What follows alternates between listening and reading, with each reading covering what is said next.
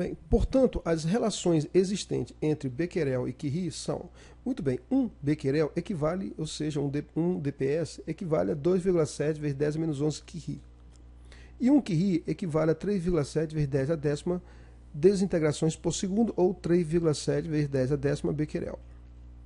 Bem, sendo que no caso da atividade, os mais utilizados são os seus submúltiplos. Milli-Curie, que é 10 a menos 3 Curie, e o micro-Curie, que é 10 a menos 6.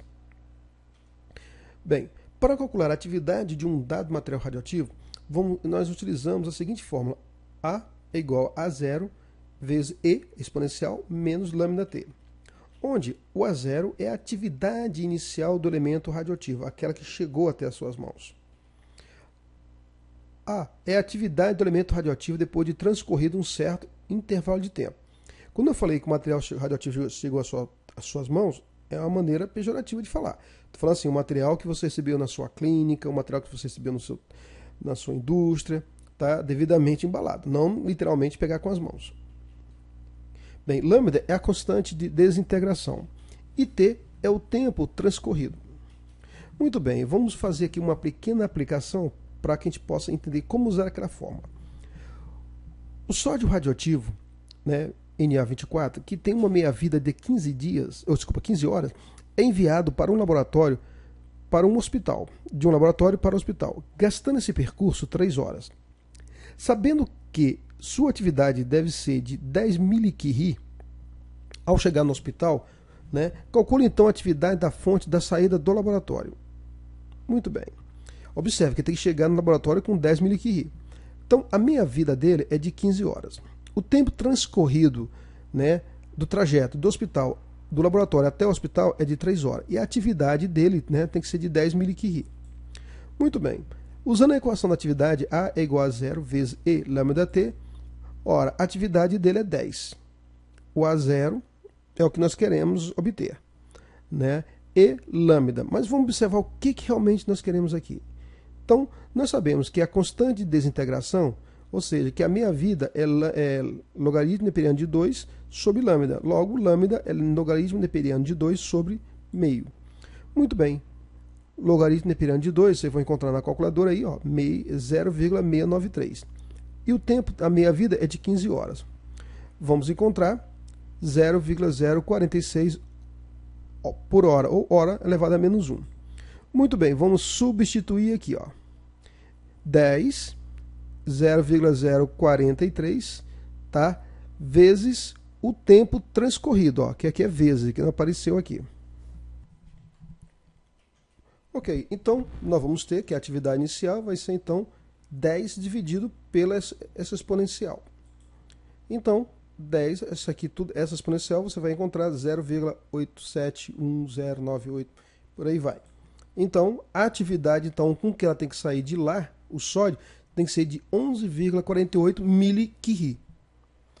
Tá? Essa é a maneira que você tem que resolver o problema, ok? Tranquilo, né? Muito bem, continua então as grandezas e unidades para radiações ionizantes. Meia-vida. O que seria meia-vida? Quando se fala sobre energia nuclear, logo nos vem à mente que ela é responsável pela geração de uma grande quantidade de energia. Mas não nos damos conta de como essa energia é gerada. Nas usinas nucleares mais comuns, né, se usa urânio-238 como elemento gerador de energia. Após um processo de utilização desse elemento, logo nos vem à mente que iremos necessitar de uma outra amostra a fim de continuar a gerar energia. Isso porque pensamos que o elemento deve acabar conforme ele é utilizado. Mas não é bem assim que a coisa funciona, tá? A maneira de pensar é uma coisa, mas a maneira real é outra. Vamos lá. Cada elemento químico tem um tempo correto para se desintegrar, ou seja, um período ao qual ele deve ter a sua massa reduzida. Quando dizemos que essa redução de massa de um elemento caiu pela metade, chamamos o tempo necessário que ele gastou de período de meia-vida, ou seja, ao tempo gasto por um elemento para que ele tenha sua massa reduzida pela metade. Damos a esse período um nome de meia-vida, ou seja, a meia-vida desse elemento. Bem, logo podemos concluir então que a meia-vida é a quantidade de tempo característica de um decaimento exponencial. Se a quantidade que decai possui um valor no início do processo da minha vida, a quantidade terá metade desse valor.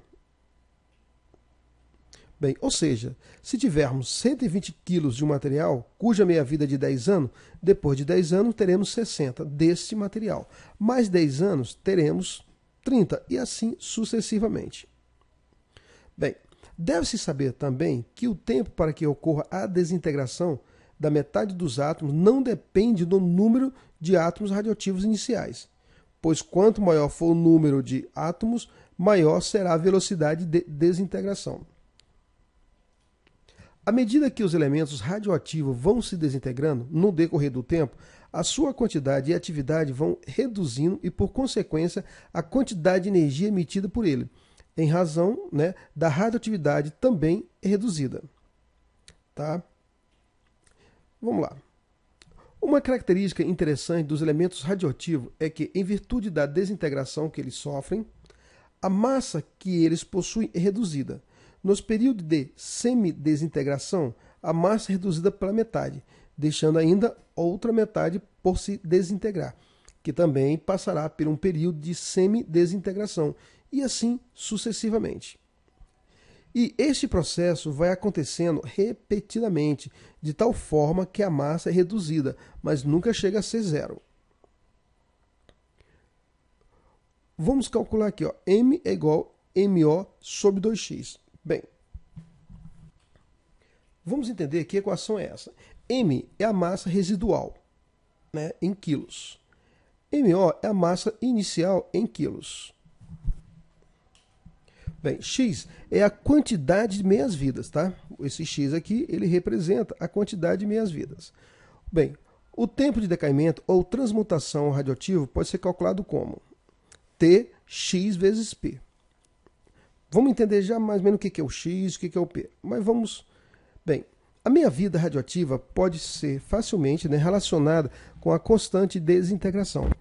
Partindo da equação da atividade, quando fizemos T igual, o tempo igual a T, a meia-vida. E tem-se que A, ou seja, a atividade final vai ser a atividade final vai ser a 0 sobre 2. Ou seja, reduzindo a metade, meia-vida, metade. Muito bem.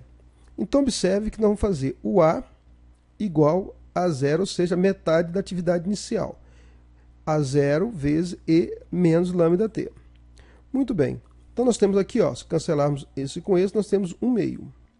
Então, aplicando aqui, ó, se nós aplicarmos o logaritmo neperiano, multiplicarmos na primeira e no segundo membro, nós temos 1 meio e o logaritmo neperiano de E menos lambda T. Muito bem. O logaritmo neperiano de E menos lambda T é menos lambda T. E aqui, ó, logaritmo neperiano de 1 meio, nós temos menos 2, Logaritmo neperiano de 2. Então, menos com menos, mais. Vamos cancelar. Então, fica logaritmo neperiano de 2, lambda T. Por sua vez, o T, que é a meia-vida, vai ser logaritmo neperiano de 2 sobre lambda. Então, nós vamos calcular a meia-vida dessa forma, a partir da atividade, da equação da atividade de um elemento radioativo. Bem, vamos a um exemplo de aplicação. O elemento césio-137 tem uma meia-vida de 30 anos. Quanto tempo deve decorrer para que uma amostra de 120 gramas reduza a 20 gramas? Bem, a meia-vida dele é de 30. A massa inicial, é 120. E a massa que vai ser reduzida é de 20 gramas. E nós queremos saber o tempo. Muito bem. Usando a equação da massa, nós temos massa residual, massa inicial, sobre 2 elevado a x. Muito bem. Nós temos aqui, ó, 120. Desculpa, 20. 160, 2 elevado a x. Então, 2 elevado a x vai ser 160 sobre 20. Então, 2 elevado a x é igual a 8. Fatorando isso aqui, o 8, você vai encontrar 2 ao cubo. Usando os conceitos que você aprendeu em matemática e função exponencial, a mesma base. Então, x é igual a 3. Então, achamos o x. O x representa a quantidade de meia-vidas. Então, são 3 meia-vidas. Muito bem. X, acabamos de ver que é T sobre T elevado ao meio, ou seja, o P. Então, a quantidade de a meia-vida dele, ó, é 30. Você pode usar esse um aqui também, um P. Tá? Aqui só botei um meio de meia-vida para exemplificar para vocês. T é o tempo transcorrido, tá? Quanto tempo? É o tempo que vai transcorrer. Então, 30 vezes 3, 90. Então, irá transcorrer 90 anos. Ok? Bem, vida média. O que seria a vida média? Vida média é o tempo de vida de um átomo, né, de um radioisótopo. Não é o mesmo tempo da vida de outro átomo do mesmo radioisótopo. Bem, por isso define-se como vida média de um radioisótopo é a média ponderada dos tempos de vida ou esperança de vida de cada radionuclídeo da amostra. Como consequência, a vida média é o tempo médio que um isótopo instável leva para decair ou para se desintegrar. Não confundir com meia-vida, que é o tempo necessário para que a massa caia pela metade por desintegração, uma determinada de um certo radioisótopo, ok? Não confundir as coisas. Muito bem. Como a probabilidade de um átomo sofrer desintegração é proporcional à quantidade total de átomos que restam, os átomos demoram mais tempo para se desintegrar, à medida que diminui o número de átomos residuais. Bem, como consequência disso, o período do tempo meia-vida é superior ao da meia-vida. Desculpa, o período da vida média é superior ao da meia-vida. Então, para calcular, né, a vida média, nós temos meia-vida, vida média, vezes o logaritmo neperiano de 2. Então, meia-vida, né, vida média e o logaritmo neperiano de 2, que equivale a 0,93. Então, você pode calcular a meia-vida se você souber qual é a vida média. E você pode calcular a vida média se você souber qual é a meia-vida desses radioisótopos. Muito bem. Constante, vamos entender agora, já que nós falamos anteriormente, vamos entender o que seria a constante desintegração, o lambda. Bem, a velocidade de desintegração, tá? O que acontece? Ela varia muito entre os isótopos radioativos, existindo, né, uma probabilidade para cada um emitir um certo tipo de radiação ou se desintegrar, característica própria desse isótopo. Esta probabilidade é chamada de constante de desintegração ou constante radioativa, sendo representada pelo símbolo grego lambda, né, essa letrinha aí. Bem, a velocidade de desintegração depende não só do número de átomos do isótopo radioativo presente na amostra. Quanto maior esse número, né, número de átomos, maior é o número de radiações emitidas, como também da constante radioativa.